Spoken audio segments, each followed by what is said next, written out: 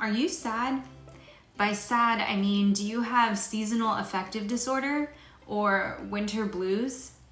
I never really experienced that until I moved up here to the Pacific Northwest. I'm from West Covina, born and raised, a small city that's in the Los Angeles County. So really, I just experienced warm to hot weather temperatures. So I never really had a true fall experience and winter until I moved up here. And I moved up here in October of 2019.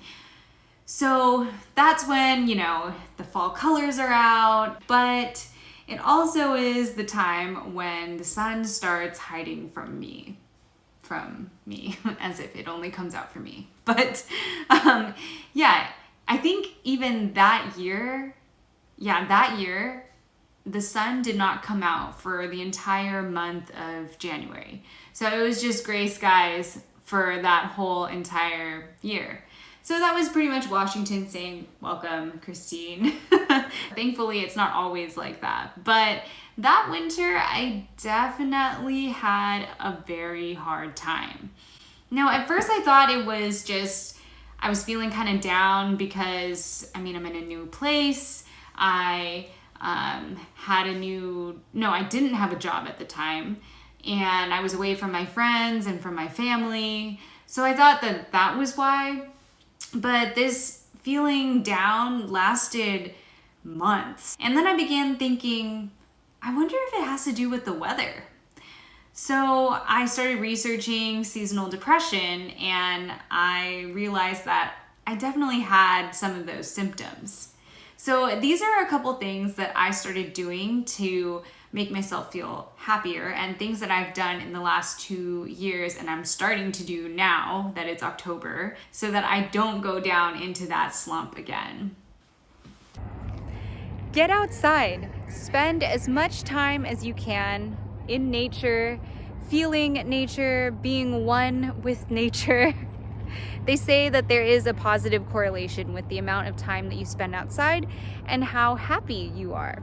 I mean, come on, how could you not be happy looking at that? And for those of you who aren't as lucky as I am to have this in pretty much your backyard, here's 30 seconds of uninterrupted nature time.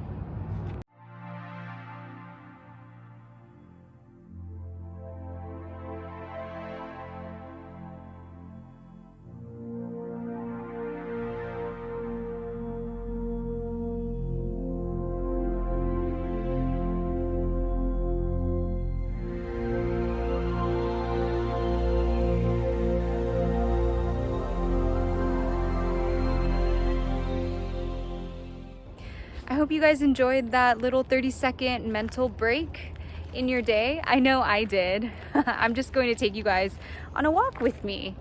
If you're in a place that is very sunny and you're able to get outside in nature, that is an extra bonus because the sun helps our bodies naturally produce vitamin D. I have another video that goes into more detail about that, and I will link it down below. But if you are lucky enough to be outside and be in the sun, you can stand out in the sun for about 20 minutes, and that'll boost your body's natural production of vitamin D. So what happens if you can't be outside? Or in my case, it starts blowing like crazy and ruins my walk. Well, I'm gonna take you guys inside and show you what we can do here too. So I'm gonna turn the camera around. This is a happy lamp, and you can get these on Amazon. My brand that I use is Miroco, M-I-R-O-C-O. What I really like about this brand is, I'm gonna turn the camera around. What I really like about this light is, let me just set this down so I can show you how it's working. Oops. Oh no, what is happening? Okay, I think I gotcha. So I'm gonna turn this on here. So this is on minimum light. So for this one, you can actually turn it up along the dials. This is maximum, and I'm gonna turn it actually back down. And also this has a timer feature down here, which is cool because ideally you want to sit in front of the light for 30 to 45 minutes every morning. And the reason I say morning is because you don't want to sit in front of this at, say, what time is it? 4:20 p.m. because this can actually mess with your internal clocks. Remember how I mentioned in a previous video that our skin has photoreceptors and we have an internal clock that matches with the external light cues. So sitting in front of this lamp early in the morning is going to simulate natural sunlight and make your internal clock know that it's morning. So you don't want to sit in front of it in the afternoon for too long because it's going to mess with the internal clock. So tonight, if I can't sleep, it's because of this. And the other thing is this light is, you want it to be at least 10,000 lux. And the reason why you want it to be very bright is because you want it to simulate natural sunlight.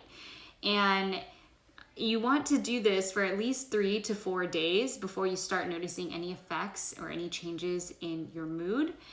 Depending on the level of degree of SAD that you do have, you may not notice any changes for a couple weeks. But this is something that is a really great alternative that I have personally used.